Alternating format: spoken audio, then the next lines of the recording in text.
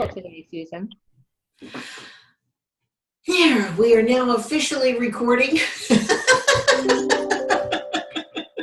Oh my gosh. Talk about technology challenged, or is it technically challenged? Oh yes, I have to laugh at myself because sometimes it works and sometimes it doesn't. Do you want us to be muted right now, or yeah, or no? No, I'd love the conversation, please. Okay. Hey, Miss Jessica. Hey, Jessica. Eating. Are you feeling better? I am feeling better, but my voice is still a little yucky, and I've got kiddos in the house, so I'm going to hang out on mute if that's okay. That's totally fine. That's totally fine. I might ask you to unmute when I get to your question, but just do whatever you need to do to be here and be comfortable and be present. Thank you very much. I appreciate it. Hi, everybody. Hello. Hi. I'm delighted you're here today. This is sort of an impromptu event that has been weeks in the making. How is that? I love it when the universe has one idea for me and I have an entirely different idea. And you know who wins. Usually it's the universe. So the reason that I decided to do this today, and the topic that we're going to talk about today, is over a period of a couple of weeks, I had 3 colleagues come to me with very different business-related questions that all could be solved with the same solution, one answer for all of them. And I've learned over the years now to be attentive to these messages when they come our way, because it's the universe saying to me, this is something that needs some attention. This is a need that people have, and I am gratefully and gracefully able to meet that need and to ease some of the strife and struggle that people were having. So what are the questions? The questions that came to me is, I am struggling with my business. It just doesn't seem to have a direction. Number 1. Number 2, the question was, my marketing sucks. I love that one. I just can't attract enough clients or the right clients. And number 3 was the constant struggle of and doubt. It was kind of the battle that she was in, and doubting herself, doubting the value of what she was offering, doubting if in fact she should continue as an entrepreneur. The answer to all 3 for me is we need to have a business model. Now, why do I say that with such confidence and conviction? It's because it wasn't that many years ago that I was exactly where those 3 people were. And I think they knew it. And that's why they could come to me with questions, because they wanted to know what I did. And I had to stop believing what I believed, or letting go of some very limiting beliefs that I had, in order to get out of the rut that I was in. And that rut was one of being consumed by my business, working practically 24/7, either working or worrying about working, and not getting the results that I wanted. So when I actually took a time out and stepped back, and I was able to set aside some opinions, which it's really hard for me to admit that I was wrong, but I was totally wrong. What I believed about a business model was this. Number 1, I didn't need one because I'm just a solopreneur. I don't have a big staff. I don't have a brick and mortar.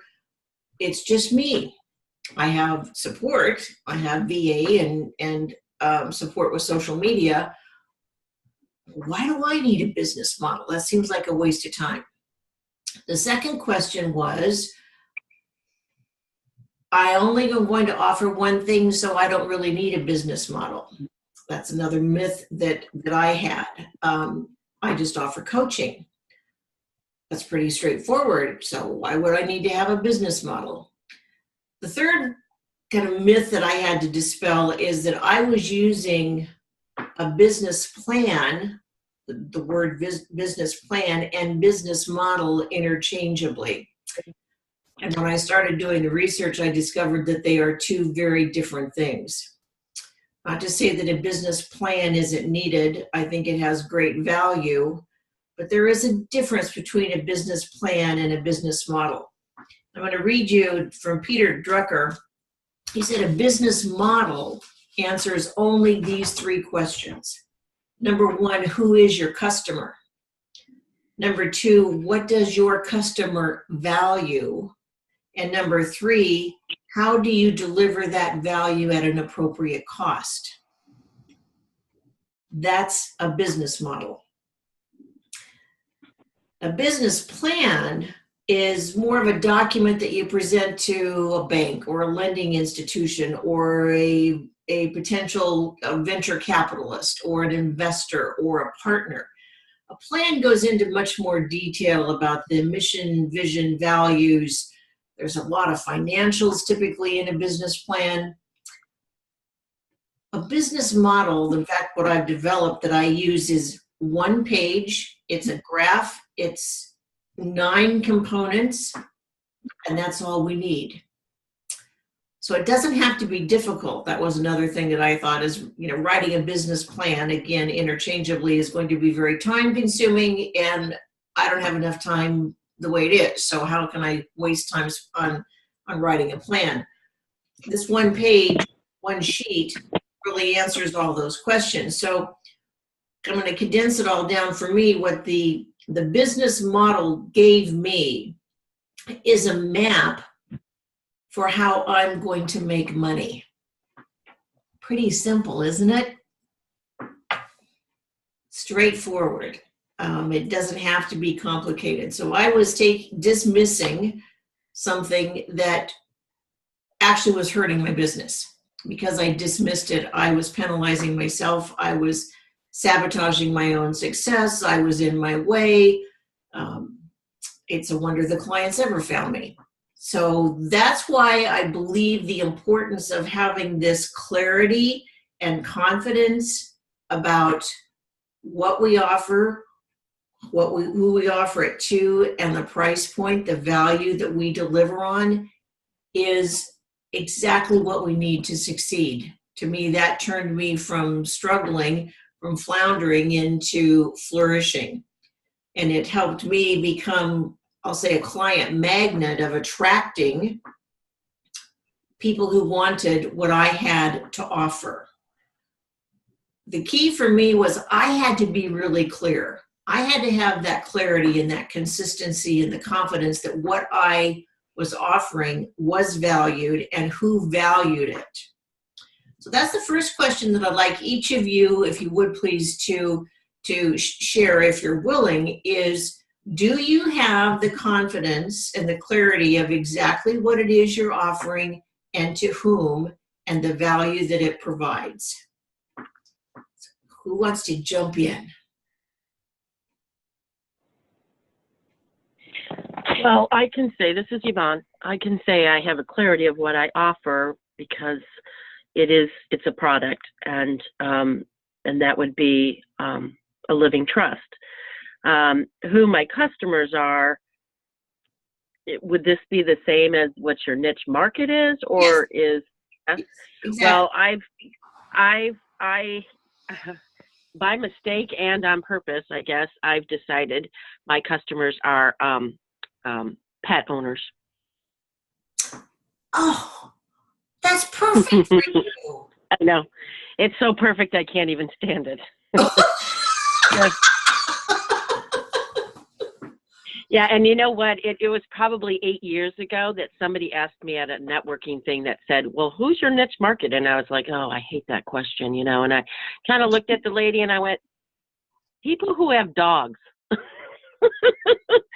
And lo and behold, 5 years ago, I started fostering dogs, and so that's who my customer is pet lovers, dog lovers, that kind of a thing.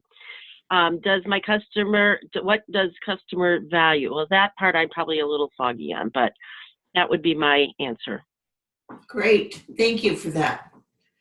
that niche is perfect for you. I just, oh my gosh. You talk dog really well.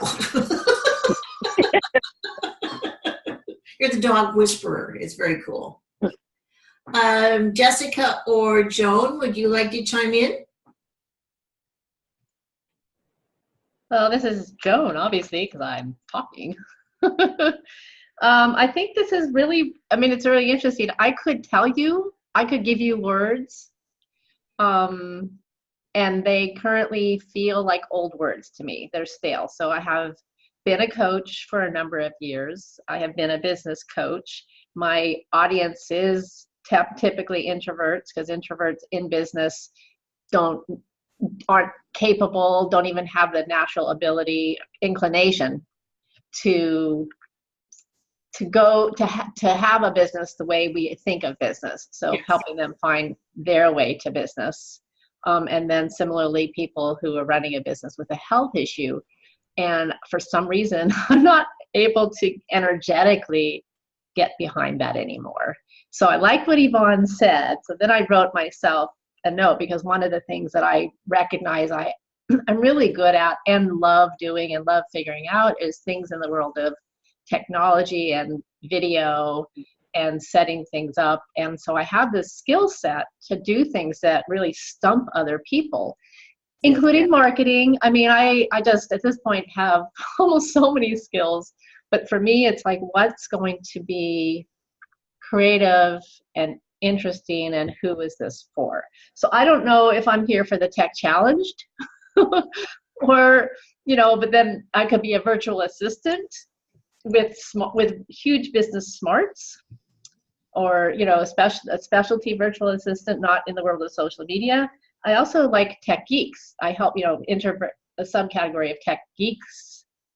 I mean, they're a subcategory of introverts. So my desire is to incorporate this creativity that I get through technology and offer that. I mean, when Yvonne said, what was the first thing? Not the dog, not the pets, because that's what I remember. What, living trusts?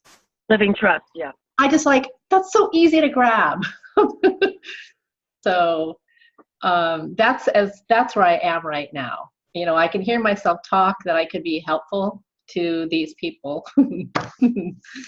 But I don't know if I want to work in my home anymore and coach. I need something, I want to be able to move around. That's very cool, Joan. And I need to be home. I mean, I need both, but I've had some experiences. I know that I do really well in a partnership of sorts. What I have come to know and appreciate over the years with you, Joan, is this amazing technical whiz that you are. I mean, you create a website, and then you decide to do this, and then you're making videos, and you do the banner, and you do the, what do they call the bookends, the bumpers. I mean, it's amazing to me. Mm-hmm. So for you to be able to feel that what your potential client would need, what they value, what came to mind as you were talking is that you are the conduit between the introvert and their client. Oh, interesting. Yeah. And there's human design too, but that's another thing. Agreed. There's that whole component that helps you and it helps them when they have that awareness of the human mind. It certainly was insightful for me when I had my session with you. So in a conversation like this, I think one of the things that I find most valuable is not only the perception of others, but the connection we have with others and how differently they see us from how we see ourselves. So that's why I see you as this conduit, this connector. I like that. I mean, I am a connector. I like that word. If somebody needs something and I know about it, that happens. Right. And I just learned a new tech, so anyway, so I like that, a conduit. So then I guess I get to describe my role there and I get to make that up. Exactly. Okay. So when we have that clarity, and that's what this whole process did for me, was it gave me such clarity that I could be very consistent in my marketing and my messaging, that it made decision making much easier, because I literally had a map to follow. This this is exactly what I need to do. And if I want to get the result that I say that I want, then I know exactly what I need to do.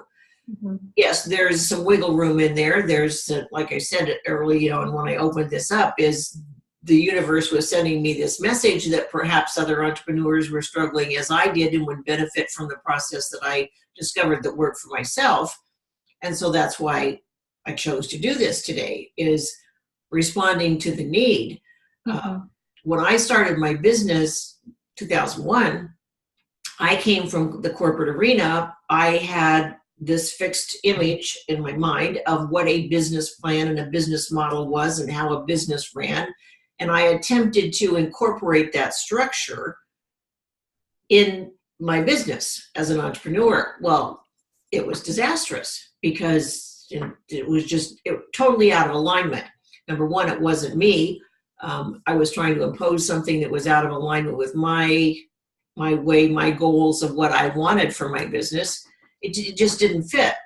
So over the next several years of trying different models or approaches that I learned from the so-called experts, again, it just didn't include the core of who I was and the essence of who I was and what worked for me. So that's why in coming up with this approach that works for who you are, it meets you where you are so that you can, in fact, have the clarity and the confidence to not only offer value at an appropriate price point, but then you allow the clients, the prospects, to find you because you're standing very clear in what it is you have to offer. Mm-hmm. Mm-hmm. Yeah, thank you. That's an interesting to contemplate. So I appreciate that moment of insight. You're welcome. You're welcome. Now, I want to go to some questions here. We only have about 10 minutes left. Jessica had a question. I'm going to read this so that I make sure I get all of the parts to it. I've been parked, I love your words, parked on an idea for a pitch to do some blogging for senior care services. It combines my passions. I can't seem to get out of park. That was such a great visual. Thank you, Jessica. I can't seem to get out of park. I feel like I should pitch to my former employer because of my experience there, but that said, I left for a reason. Good point. There's hundreds in my hometown, other service providers. I feel I have to self-promote to be credible. Would love your thoughts. Oh, yay. Thank you for asking this. There is nothing I find more distasteful than self-promoting. I don't like it. It feels slimy. I don't like it when somebody does it to me. It doesn't feel good. Therefore, I didn't do it very well, and I still don't do it very well. What helped me, Jessica, is when I could shift the thinking from it's all about me, how I feel about this, and how it makes me feel. And I could shift that to, if I don't put this out there, I cannot be of value to people who need it. So you have a particular set of gifts, Jessica, that are sorely needed, so unique. Your ability to work with the elderly and to be in such a caring and compassionate environment and caretaking as well as caring for. Number one. Number two, you are an awesome writer, copywriter, editor, ghostwriter. So for you to combine those two passions that you have, those two gifts, your uniqueness, if you will, into blogging for a community that is hungering for information as well as enlightenment and probably some humor and some inspiration. You could serve the need so beautifully well. So as much as difficult as it is for you to think about this as self-promoting, how I would invite you to perhaps shift your mindset is to shift it from I want to promote this to how would my prospective clients benefit from? What value would this provide? How can I service this particular arena or market? Is that helpful, Jessica, or would you like to elaborate on that? No, it is. It's very helpful in the sense that it makes it easier to write to the people who I would initially, pitch my blogs to, because I think what I don't want is a homegrown platform. I don't know that I want to position myself and have a whole new website completely dedicated to this kind of a thing. Right. I'd like to be able to send what I know out into the world and let it help people. I particularly focused with dementia care. And in that respect, when people ask you, when you're looking at your niche and who your people are, they say, well, what do people say comes easy to you? Well, people tell me all the time that I make caring for seniors look easy. Well, quite frankly, I don't think it's hard. Like, I don't even mean that in a rude way. And I feel like I sound rude when I say that. It's not hard for me. Like, I don't walk into that situation and think, oh my gosh, what am I going to do? I just walk into that situation and we get through it. And so what I've been hearing from folks is that that's a gift. I've never seen it as a gift. I've just seen it as well, doesn't everybody do this? And I've worked with enough people to know that there are people who can't, and there are people who shouldn't. That's true. And there are people who are absolutely 110% walking in their gifts with it. And in my case, I feel like I need to continue to do something to service that community, because it's just going to continue to grow. And I think that when I go to pitch to say, hey, I'd love to blog for you, I don't just want to pitch myself as a writer. I mean, I think you can read that I can write. I want that credibility to go with it, to say, I have this experience, and that I've had, you can't violate HIPAA. I can't sit down and say, hey, I've had, so-and-so, and we did this. So you have to be so vague in the healthcare field that I guess that's why I've been stuck in Park, because I'm afraid to go back to my old employer, because part of me just doesn't want them to turn me down again. I was floored that they let me go.